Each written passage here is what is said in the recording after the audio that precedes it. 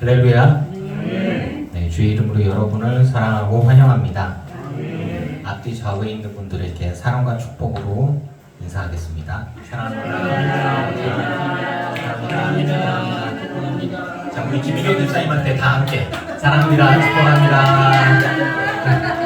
부담 팍팍 갈게 이제. 사도신경으로 신앙고를 가시겠습니다. 전능한 사 전지를 만드신 하나님 아버지를 내가 믿사오며 그 외아들 우리 주 예수 그리스도를 믿사오니 이는 성령으로 잉태하사 동정녀 마리아에게 나시고 본디오 빌라도에게 고난을 받으사 십자가에 못 박혀 죽으시고 장사한 지 사흘 만에 죽은 자 가운데서 다시 살아나시며 하늘에 오르사 전능하신 하나님 우편에 앉아 계시다가 저리로서 산 자와 죽은 자를 심판하러 오시리라. 성령을 믿사오며 거룩한 공회와 성도가 서로 교통하는 것과 죄를 사하여 주시는 것과 몸이 다시 사는 것과 영원히 사는 것을 믿사옵나이다. 아멘. 찬양 124장 찬양하시겠습니다.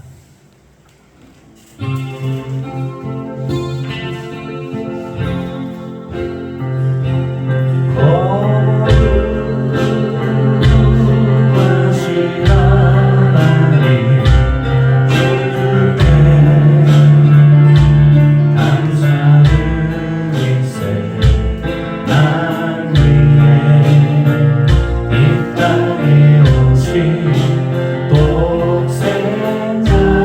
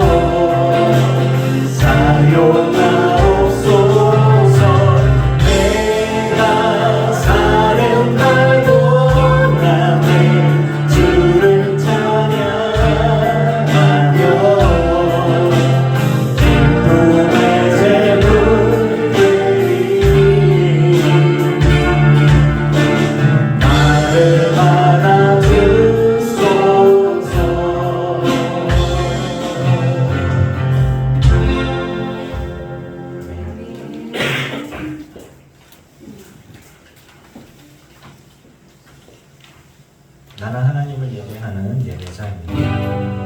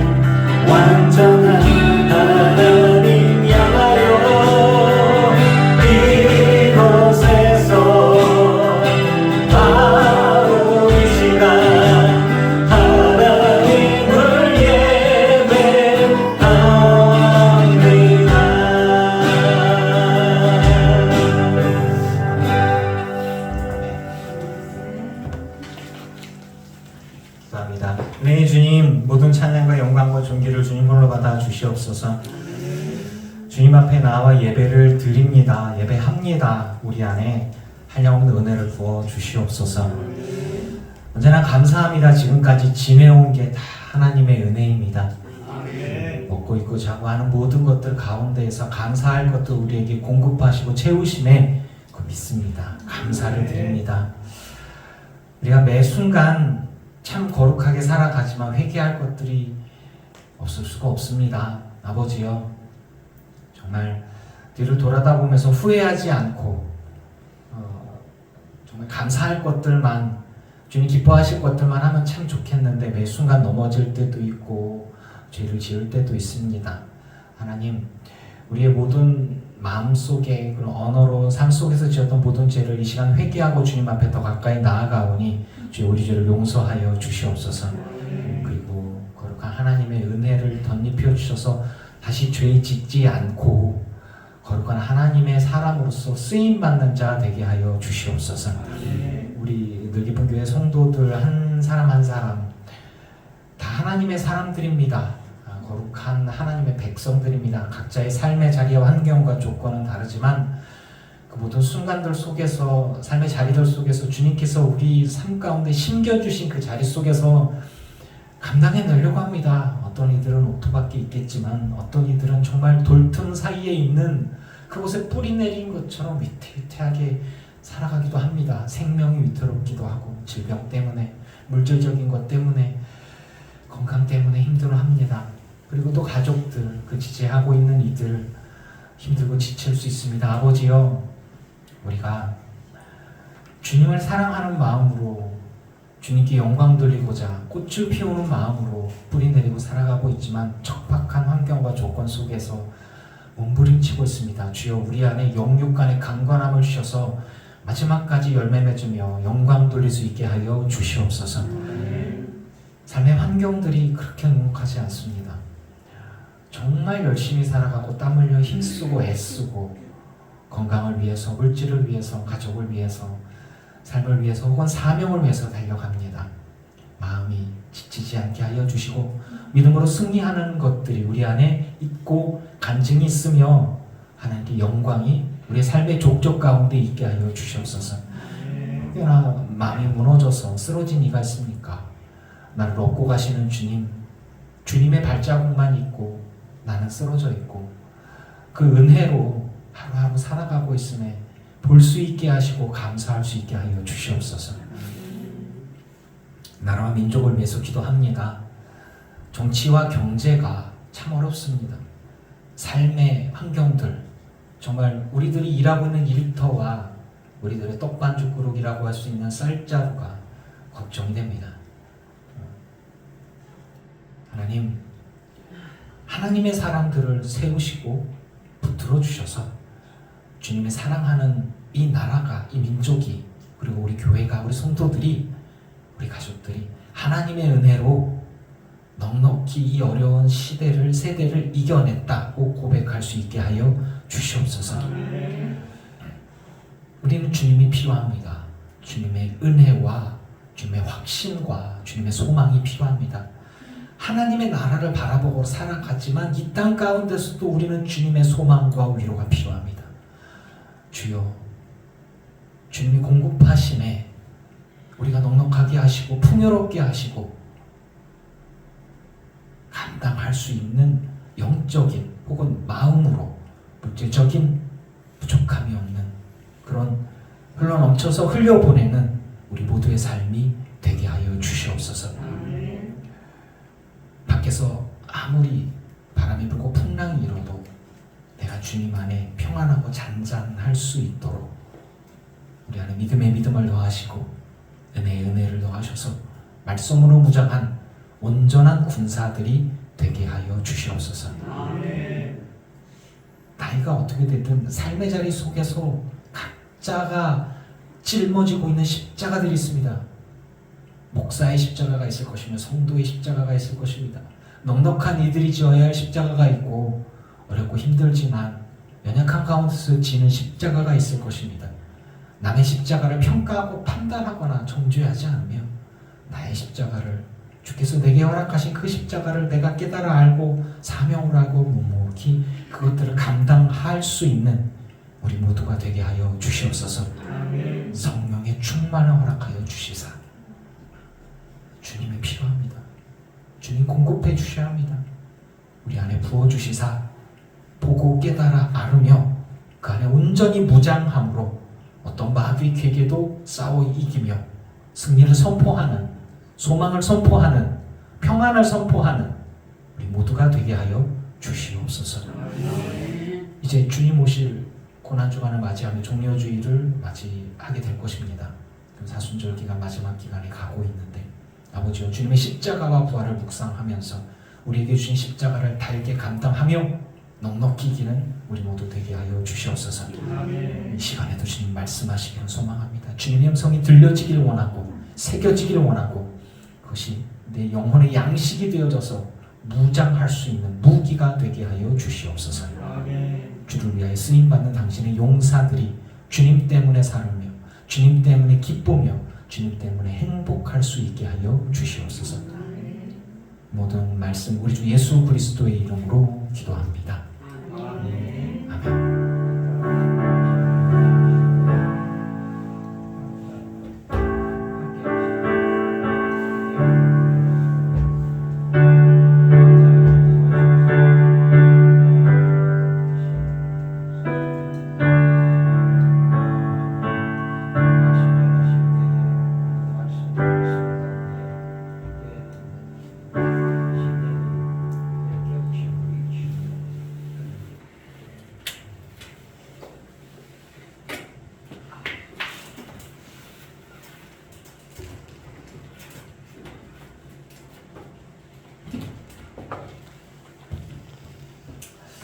할렐루야. 네, 주 이름으로 여러분을 사랑하고 축복합니다.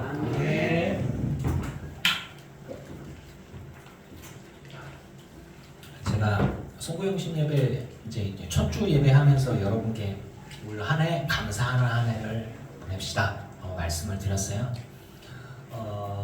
우리나라의 역사 속에서 좀 안타까운 일이 발생을 했죠. 대통령 탄핵이 인용되어져서 이제 2달 정도 후에 아마 6월 3일 정도 될 것 같아요. 대통령 선거를 할 것 같아요. 저는 여러분들께 말씀을 드립니다.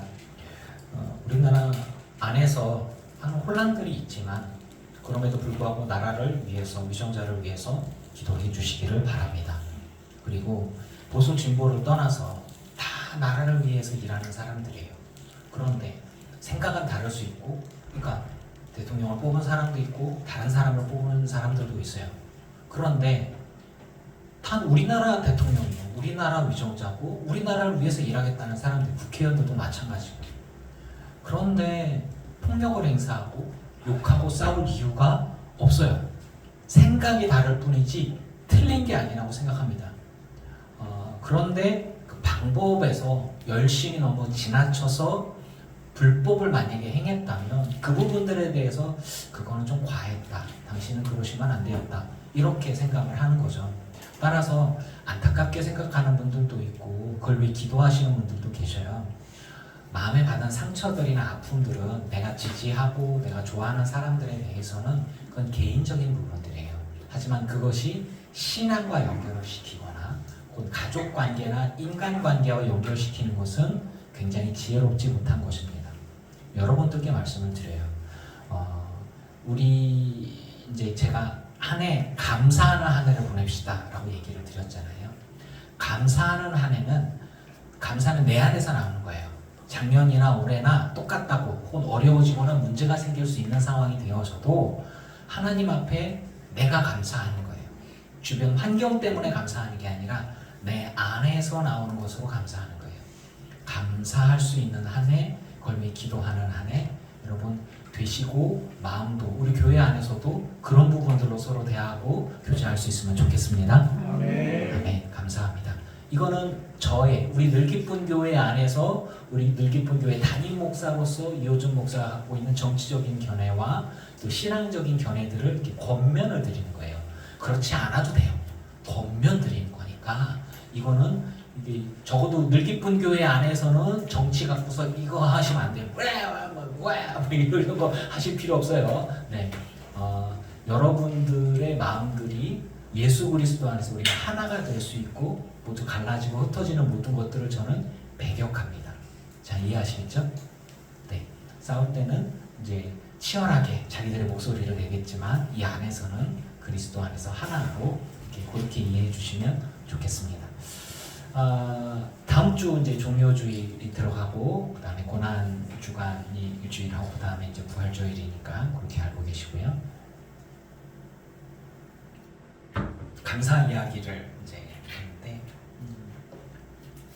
아마 그냥 제 생각에 그러니까 사실 굉장히 충격이죠. 우리 인생 중에 우리 지금 우리가 삶을 살아가는 것 가운데 아니 대통령이 탄핵되는 게 두 번째나 되잖아요. 그게 말이나 됩니까? 계엄령이 선포되고 굉장한 충격들이죠. 그래서 이런 부분들에 대해서 그럼에도 불구하고 감사할 수 있는 한 해. 미국의 대통령이 난리를 치고 있어요. 우리나라에서 나오는 모든 수출품의 25% 관세를 때려 부리는 거예요. 수출하는 기업들이 이익률이 10%예요. 그 정도면 괜찮대요. 25% 관세를 때려요. 수출을 못하게 되는 거죠. 누가 사? 이런 상황들, 상호관세 이런 부분들이 생기고 있으니까 기도를 해주셔야 돼요. 지금 신갈도 마찬가지고 주변에 돌아다녀 보세요. 상가들이 뭐가 많이 붙어 있어요?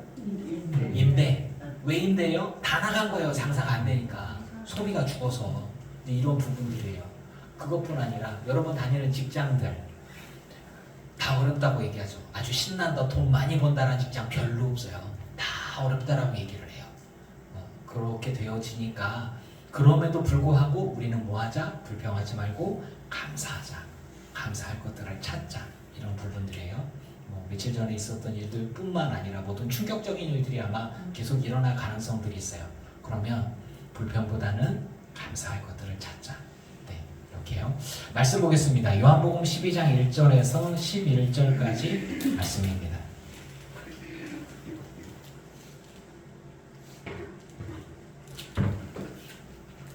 간만에 제가 긴 말씀을 찾았죠. 요한복음 12장 1절에서 11절까지 말씀. 자, 교독할 거예요.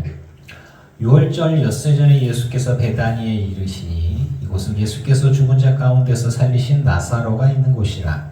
거기서 예수를 위하여 같이 앉으세.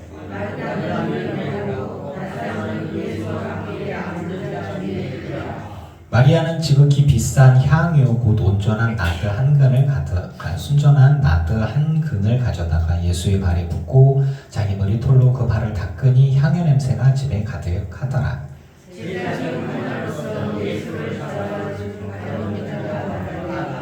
이 향유를 어찌하여 300데나리온에 팔아 가난한 자들에게 주지 아니하였느냐 하니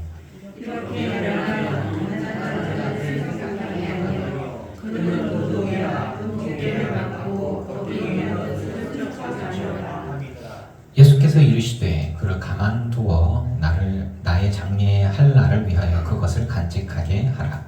가난한 자들은 항상 너희와 함께 유대인의 큰 무리가 예수께서 여기 계신 줄을 알고 오니 이는 예수만 보기 위함이 아니요 죽은 자 가운데서 살리신 나사로도 보려 함이러라. 함께 읽습니다. 나사로 때문에 많은 유대인이 가서 예수를 믿음이러라. 아멘. 베다니의 삼남매 나사로, 마르다, 마리아 요 삼남매는 예수님을 지극히 사랑하고 사랑받던 이들입니다. 죽었다가 살아난 나사로, 이게 참 미스테리예요. 왜 굳이 잠깐이면 되는데 거리가 그렇게 멀지 않아요.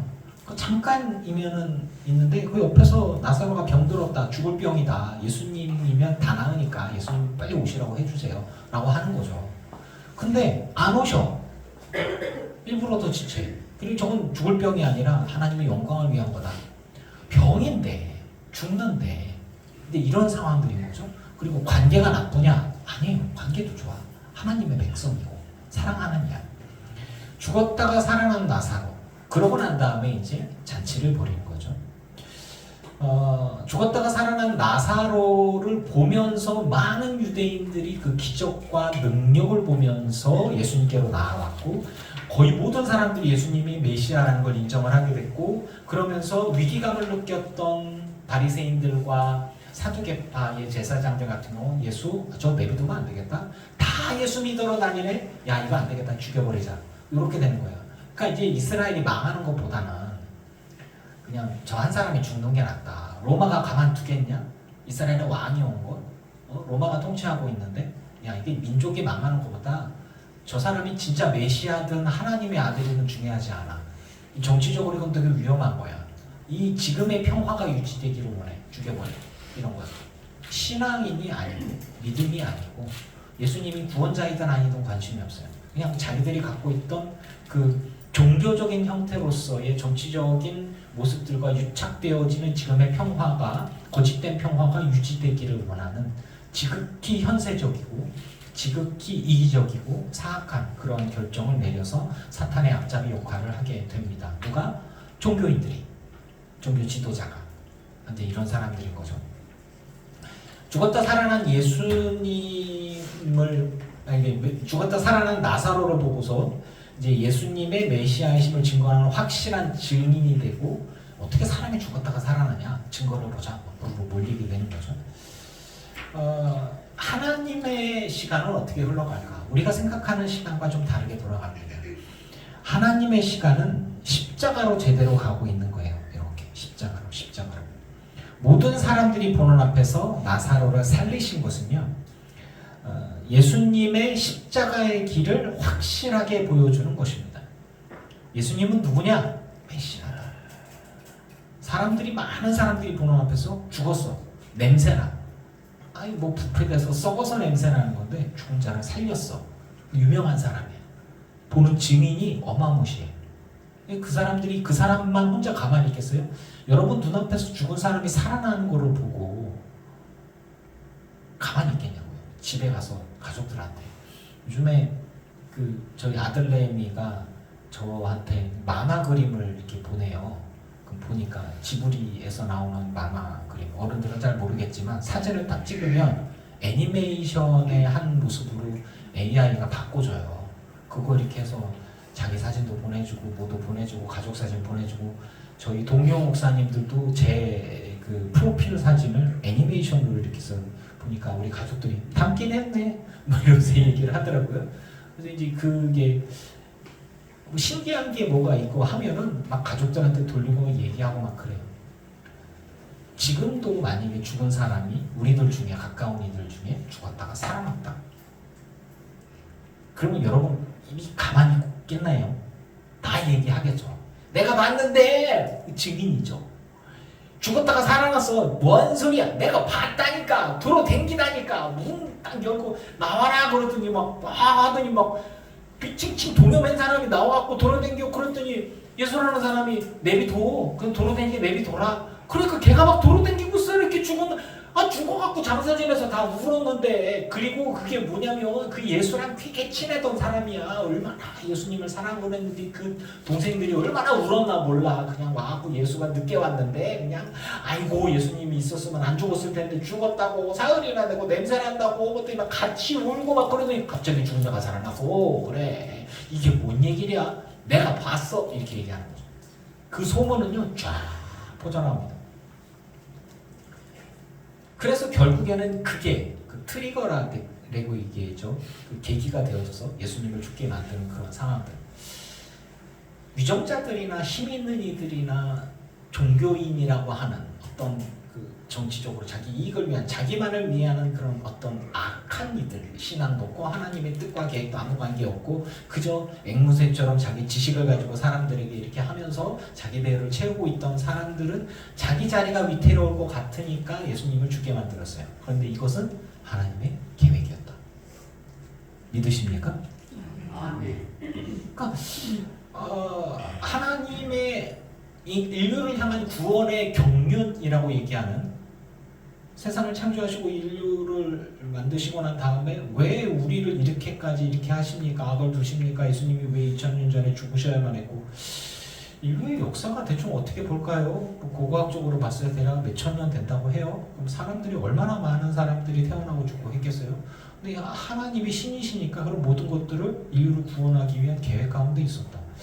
야, 그럼 도대체 얼마나 많은 것들을 계획하고 준비하고 일하고 계시나?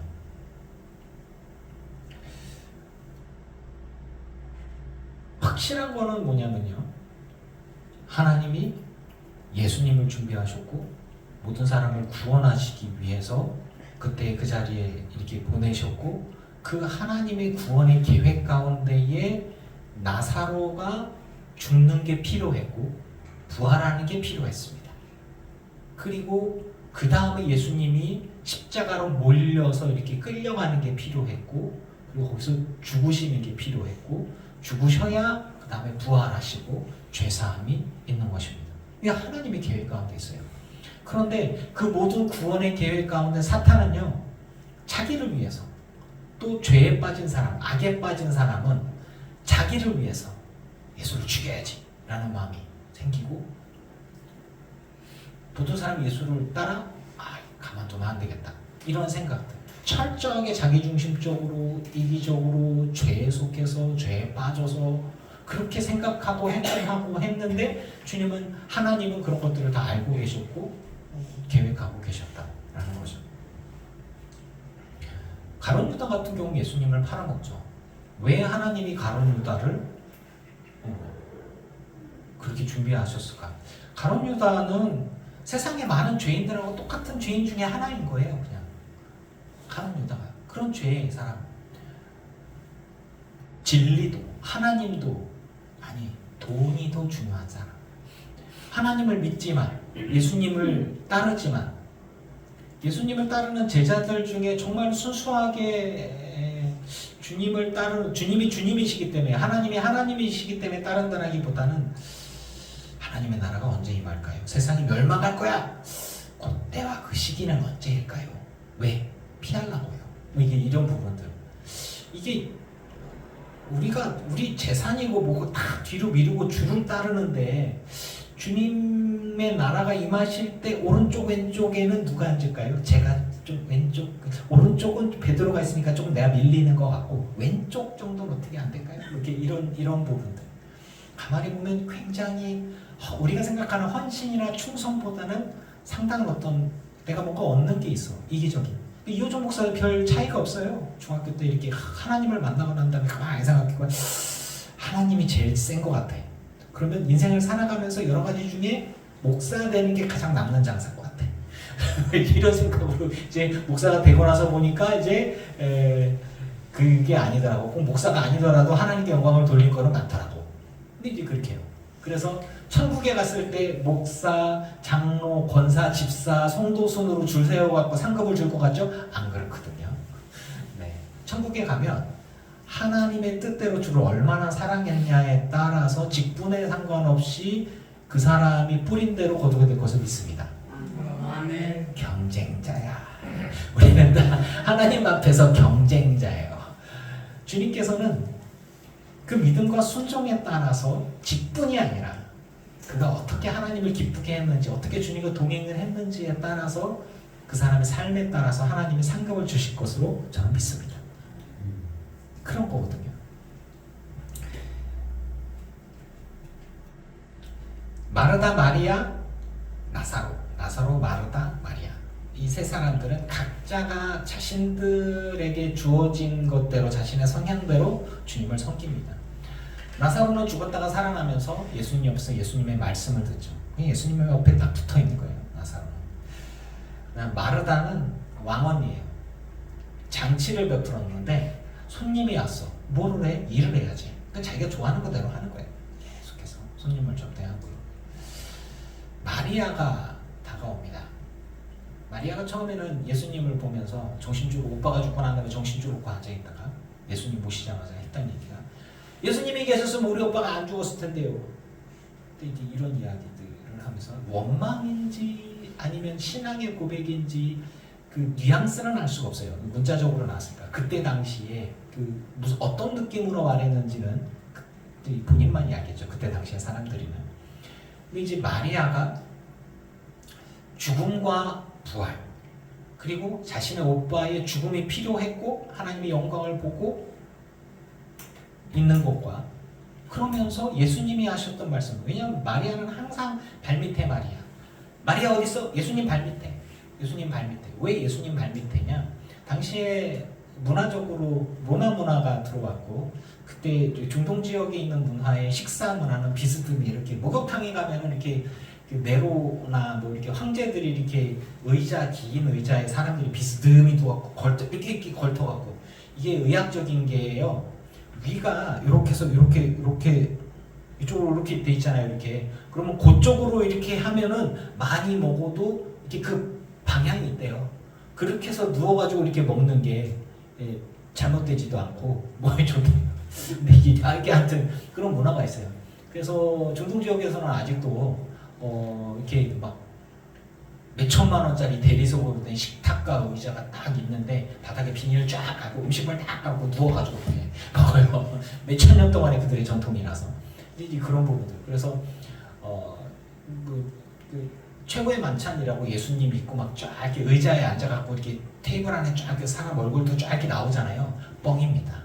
그래서 실제로 그때 당시 최고의 만찬은 어땠을까? 다 널브러져 있을 거예요. 이렇게 쭉 12명이 다 누워가지고 이렇게 한쪽에서는 이렇게 누워 있으니까 반대쪽에서 이제 그런 부분들, 그게 보면은 요한이 이제 그 예수님이 뭐 이렇게 떡을 찍어 이렇게 먹고 이렇게 할 때 누워 있는데 예수님의 가슴에 이렇게 머리를 기대고 있던 자에게 나와 함께 이걸 찍는 자가 나를 팔리라 그러는 뭐 예수님이 누구냐라고 얘기하니까 베드로가 이게 요한이 뭐 이렇게 이런 부분들, 예수님하고 같이 이렇게 누워 있으니까 같이 비스듬히 누워 있는 경우 중에 이렇게 되면은 가슴에 이렇게 머리를 같이 하고 이렇게 하고 이런 형상이 나올 수 있으니까, 우리 같이 누워갖고 비스듬히 누워갖고 뭘 먹는다고 치면은 누워갖고 머리 기댈 수 있잖아요. 이렇게 이런 부분들이 있는 상황들이에요. 거룩한 모습이라기보다는 조금 뭐냐, 이게 문화적으로 그렇게 생각을 할 수 있는 그런 거죠. 근데 마리아라는 사람이 갖고 있는 개념은 뭐냐면, 마리아는 예수님의 말씀에 관심 있는 사람. 예수님 말씀을 계속 듣고 또 듣고. 그래서 나사로도 죽었다 살아나면서 그냥 예수님 옆에 붙어 있는 사람이겠죠. 마르다는 그 일하는 사람. 말씀보다는 주를 위해서 헌신하고 충성하는 사람. 네, 이런 사람들이었어요. 그러면은 마리아가 어떤 이해를 했을까에 대한 것들로 이렇게 쳐들어가 보면, 마리아가 비싼 향유를 가져옵니다. 결혼 지참금일 수 있고요. 되게 비싼 거예요. 굉장히 비싼 건데 귀한 거라고 하죠. 근데 그거를 이게 유리 세공 이렇게 해서 유리로 이렇게 꼬부라져 있는데 이렇게 생긴 거예요. 마개가 있는 게 아니에요. 향유이기 때문에. 그래서 위에 한번 딱 따면 다 날아가. 이제 비싼 거예요. 한번 딱 따면 끝나. 그러니까 이제 그 귀한 거를 예수님 앞에 탁 땁니다. 예수님 비스듬하게 누워 있으니까 그 예수님 발 뭐 이게 아니고 예수님 누워 계시니까 한쪽으로 이렇게 쑥 와가지고 예수님 말씀 듣다가 이제 뒤에서 앉아 있고 뭐 도와드리고 하다가 예수님 발 앞에 이렇게 향유를 부는 거죠. 향유를 붓고 머리카락으로 발을 닦아 드린다. 이스라엘 지역의 문화는 구두, 신발, 장화가 아니라 샌달이죠. 샌달. 이스라엘 지역은 흙먼지가 날리면서 자갈, 돌도 있고 뭐 이렇게 그렇습니다. 붉고 그쪽 지역에 가보니까 일단은 비행기 타고 이스라엘 지역 쪽 가보니까 빨갛든 진흙인지 돌인지 흙인지 아무튼 빨갛고 그냥 토지 자체가 빨갛고 그리고 뭐 이렇게 그거를 샌들 신고 다니면 아무리 깨끗한 사람도 샤머한 발이 되겠죠. 그래서 집에 들어갈 때 일단 물로 손을 씻는데 발은 물로 그래봐야 이게 여러분 바닷가에서 놀아온 발이 어떻게 되겠어요? 샤머해지겠죠. 네. 근데 샌달이야. 발가락이 아니야. 근데 가장 비싸고 가장 향으로 되는 머리에 부어야 되는데 머리는 또 다른 거예요. 하나님께서 기름 부어 주시는 것이기 때문에 너무 중요하고 자기에게 가장 소중한 마리아에게 가장 소중한 결혼지창으로 될 수 있는 가장 소중한 향유를 비싸고 소중한 향유를 감히 머리에 붙이도 못하고 예수님의 신체 중에서 가장 끝자락에 있고 가장 더러우면서 이제 이런 부분들을 따고 그곳에 붓습니다. 예수님의 신체가 머리끝에서 발끝까지 더러운 게 어디겠어요? 예수님의 신체 중에서 안 거룩한 게 어떻게? 그냥 하나님이니까 거룩하시지. 그런데 그냥 봤을 때 머리에다 부을 만도 한데 그건 어떤 신앙적인 의미와 종교적인 의미가 좀 있으니까 감히 그렇게는 못하고 그러면 뭐 다른 데다 이렇게 붓거나 뭐 이렇게 해야 될 거 아니에요? 여러분 향유를 발바닥에 붓는 거 봤어요? 안 하죠. 향유 발에 붓는 사람 없어요. 그래서 이 마리아의 행동을 이해하려면 내가 갖고 있는 가장 귀중한 것을 그저 주님의 옥체에 부어야 되는데 어디에 붓냐? 발이죠. 발. 그나마 좀 흙묻고 더럽고 한 그 발 앞에 다 내 소중한 내게 가장 귀하고 소중한 것을 주님의 소중한 곳이 아니라 가장 그나마 흙묻고 때 묻은 그곳에 붓습니다. 그리고 뭘로 닦냐? 여성의 머리카락으로 닦아요. 예전이나 지금이나 머리카락은 여성의 뭡니까? 자존심이죠. 소중한 거예요. 학교 가는데 우리 막내딸이 이러면서 가더라고. 이러면서 저것도 여자구나 이런 생각을 좀 아니 혼자 핸드폰 보면서 나한테 이러면서 가더라고. 그래서 운전하고 그래 이런 생각들을 좀 했습니다만 여러분 즉 여성분들에게 머리카락의 의미가 뭡니까? 이거 뭐 그냥 있으나마나 뭐 귀찮고 이런 거예요. 그래도 머리와 관계된 부분들이고 굉장히 소중한 것들이에요.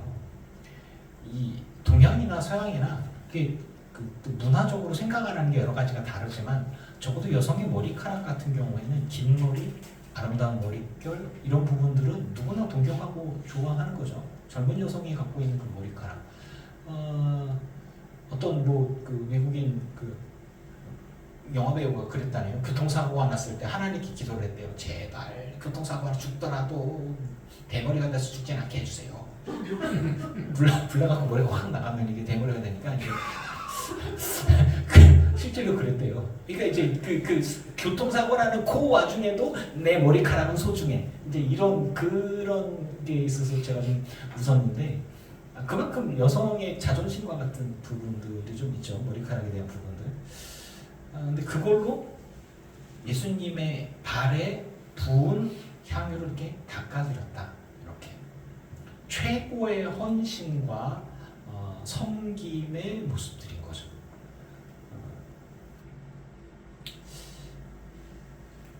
이 부분들을 뭐 페미니즘이나 뭐 다른 여성 중심적인 생각을 갖고 있는 사람들 그닥 좋아하지는 않지만, 근데 신 앞에, 하나님 앞에, 구원자 앞에, 내게 은혜를 베푸신 분 앞에 내게 가지고 있는 가장 소중한 것들을 당신을 위해서 아낌없이 드리고 내게서 가장 소중한 것들 중에 하나인 머리카락으로 닦아드렸다 라고 얘기를 하는 것은 최고의 헌신과 순종 그리고 감사의 표시라고 볼 수 있겠죠. 근데 예수님의 말씀이 굉장히 좀 의미심장하게 가룟 유다의 말은 말할 가치가 없고요. 그냥 예수님께서 하신 말씀이 그를 가만두어 나의 장례할 날을 위하여 그것을 간직하게 하라. 이 말이 좀 안 맞아요. 무슨 이야기냐면 예수님의 장례를 위해서 그것을 간직해라. 그것이 뭐예요? 자신의 소중한 것을 예수님께 부어서 드리고 향유를 발라드리고 머리카락을 씻겨드린 것에 대한 기억과 추억을 간직하라는 거예요. 이 향유를 간직해라 그러면 뜯지 말아야죠. 그런데 예수님이 자기를 떠나게 되니까 예수님께 그래도 예수님이 떠나셨을 때 예수님의 장례를 위해서 내가 이렇게 했다. 예수님이 장례하기 전에 실제로 예수님 돌아가셨을 때 무덤에 찾아갔던 마리아들이 다 마리아예요. 다 마리아. 근데 예수의 어머니 마리아, 막달라 마리아, 베다니 마리아는 없었어요. 베다니 마리아는 없었어요. 아마 이 지금도 충격을 받아가고 가깝거든요. 여기 베다니랑 예루살렘이랑 가까워요. 근데 충격 먹었는지 슬픔에 못 이겨서 좀 그렇거든요. 그래서 좀 생각을 좀 해봤어요. 예수님은 우리들의 생각과 우리들의 마음을 아십니다. 따라서 마리아가 예수님의 죽으심과 부활에 대해서 십자가에 대해서 어느 정도 이해를 했을까 이런 생각들을 하게 되는데 예수님께서 말씀하시는 거예요.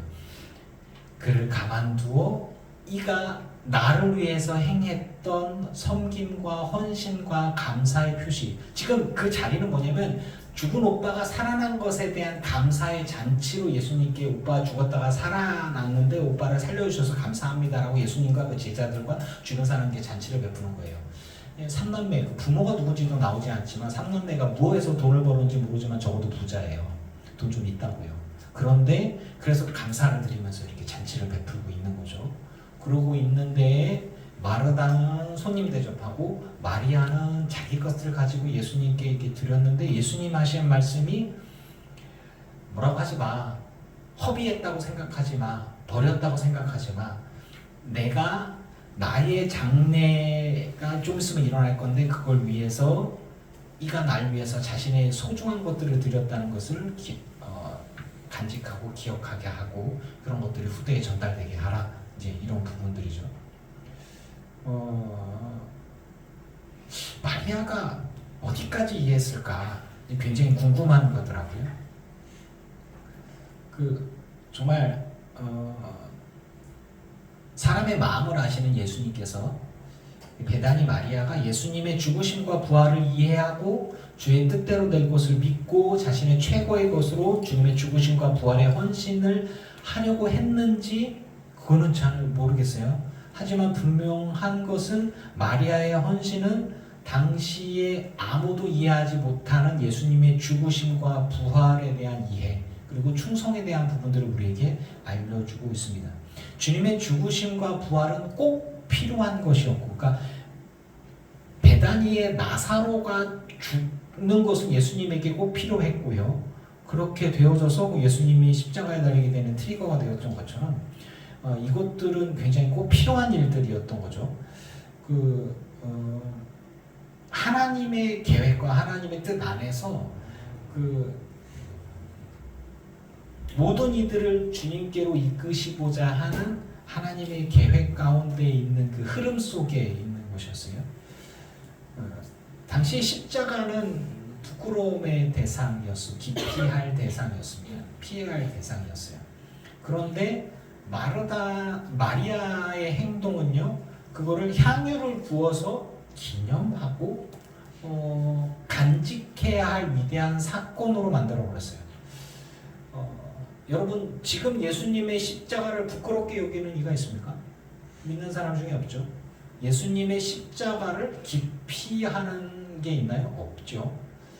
근데 당시에는 십자가로 예수님이 죽임당하실 거다라는 얘기하는 거는 말 꺼내는 것조차 불경스럽고 두려워하고 하는 그런 거였단 말이죠.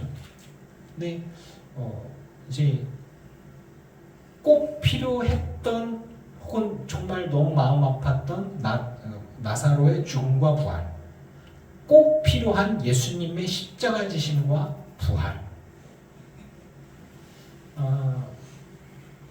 만약에 여러분이 이 진리 가운데 있다면 여러분의 행동은 어떠한 것이었을까요? 내게 있는 가장 소중한 것들을 가지고 주님 앞에 드리고 내가 어떻게 할 수는 없지만 사랑하는 주님이, 사랑하는 오빠가 죽었다가 살아나는 것처럼 사랑하는 주님이 죽으셔야만 하고 그리고 부활하셔야만 하는 것들을 내가 막을 수가 없다면 내가 가진 최고의 것으로 준비해드리고 그걸 기억해 하는 부분들, 헌신할 수 있는 부분들, 그것들이 우리에게 있어야 하지 않나.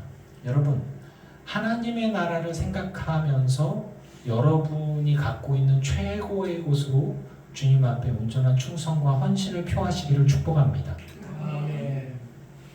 비록 그것들이 내게 있어서 너무 마음 아픈 일일 수도 있고 속상한 일일 수 있고 받아들이기 힘든 일일 수 있지만 2000년 전의 진리가 지금 우리에게도 진리가 됩니다. 시간이 얼마나 더 흐르고 주님이 오신, 요즘에 말세다 하는데 정말 말세인 것 같기도 해요. 세상을 돌아가는 거 보면 제가 아내하고도 얘기를 좀 해요. 기후변화가 있을 것 같고 이대로 가다가는 세계대전이 일어날 것 같기도 하고 일례로 보세요. 중국이 대만을 침공을 하면 미국이 개입을 할까요? 안 할까요? 해요. 그런데 트럼프는 안 할 수도 있어요. 유럽 지역에서 중동 지역에서 전쟁이 나요. 독재자들이 전쟁을 해. 아프리카 지역에서 큰 전쟁이 나요.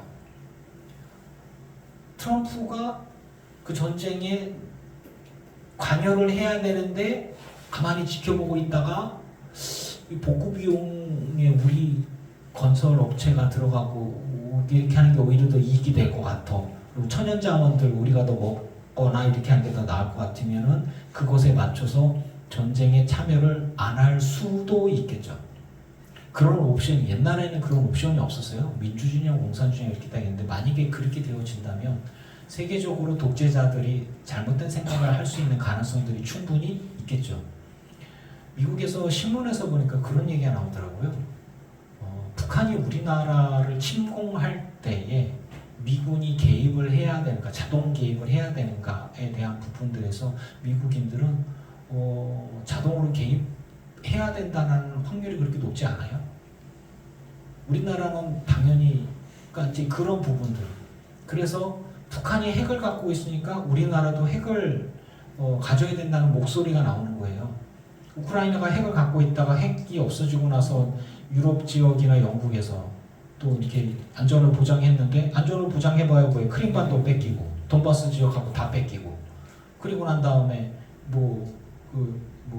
이제 지금 청년들이나 젊은이들 많이 죽고 다 도망가고 안전보장은 무슨 안전보장? 그러면서 이런 얘기들이 이야기가 나오죠. 북한이 옳았다. 핵무기를 막 이렇게 갖고 있으니까 전쟁을 하면 무조건 북한은 져요. 우리나라랑 북한이랑 전쟁하면 북한은 완전 콩가루가 됩니다. 하지만 핵을 갖고 있으니까 핵은 넘사벽이에요. 핵은 또 다른 얘기야. 그런 거거든요. 그래서 비대칭 전력이라고 얘기를 합니다. 우리나라하고 일본하고 뭐 이렇게 관세 매기고 하는 거 보면서 야 이게 완전한 우방, 완전한 우리 편이 아닌 거예요. 그러니까 이렇게 되어지면은 자국의 이익이 우선이 되어진다면은 세계적으로 전쟁이 날 때 경찰 국가 역할을 했던 미국이 그 파나마 운항가 그거 운영권 뺏어갔다고 얘기를 하죠.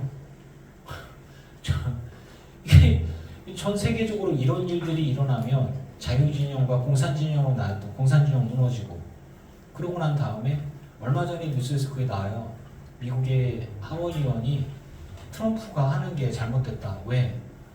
전 세계랑 미국이랑 갈등을 맺는데, 아니 어떻게 중국이랑 일본이랑 한국이 경제적으로 손을 잡고 사진 찍는, 이렇게 사진 찍는 거 혹시 봤어요? 우리나라하고 일본하고 중국하고 경제 수장들이 모여가지고 서로 협력하자 하면서 이렇게 딱 우리는 협력. 그럼 누구랑 대응하냐? 미국이랑. 이렇게 되어지는 걸로 가고 있어요.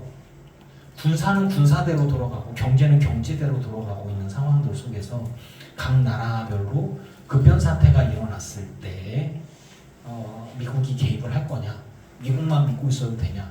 그러니까 전 세계적으로 군수 물자가 확 올라가는 겁니다.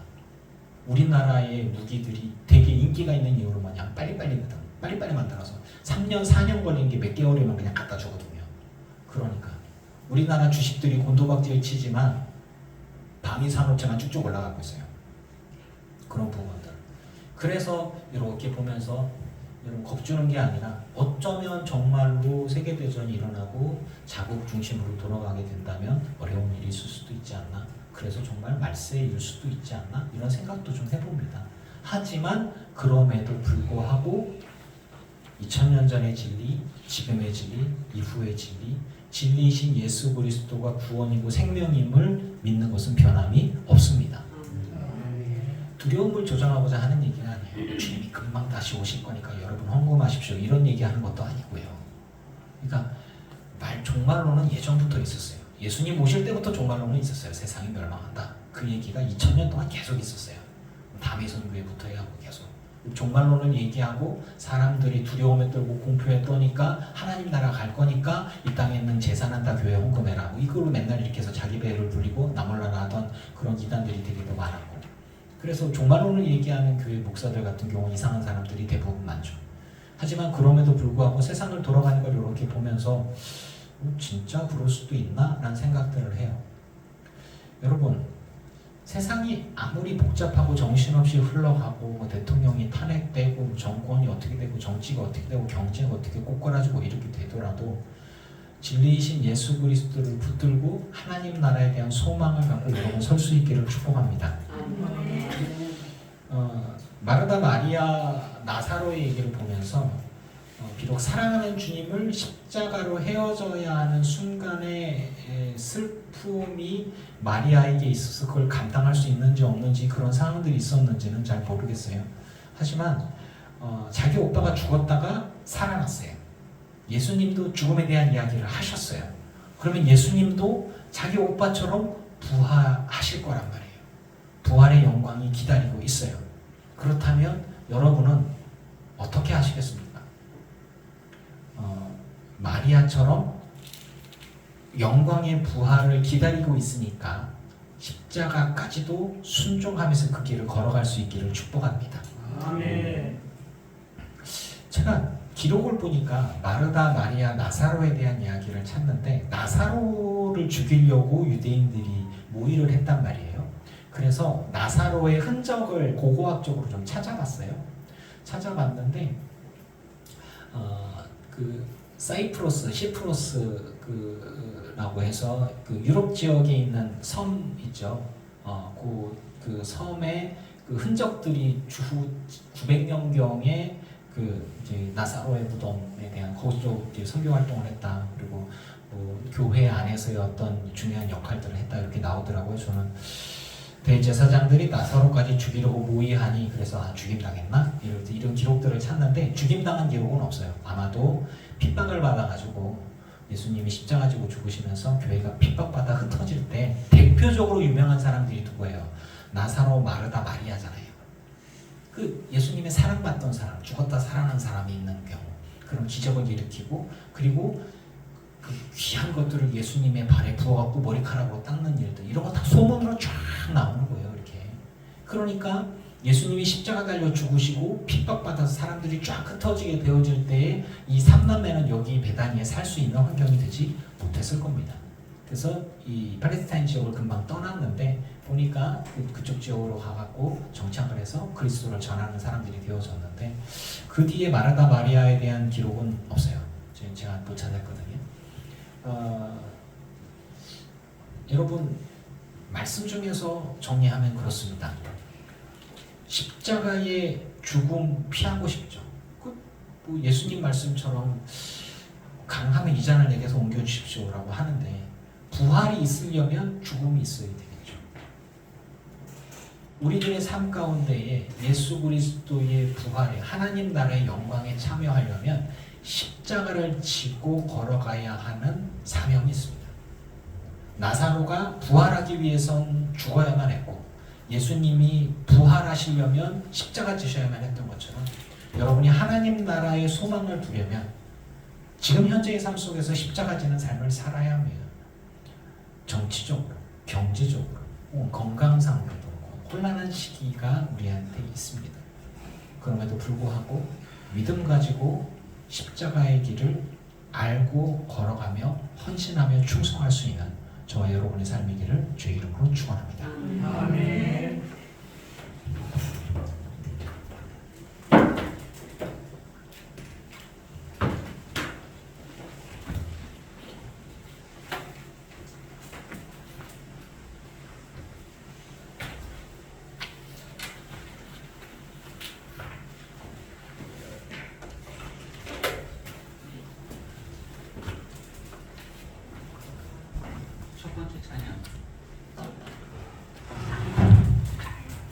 거룩하신 하나님 124장 찬양하시면서 주님 앞에 예물을 통하시겠습니다.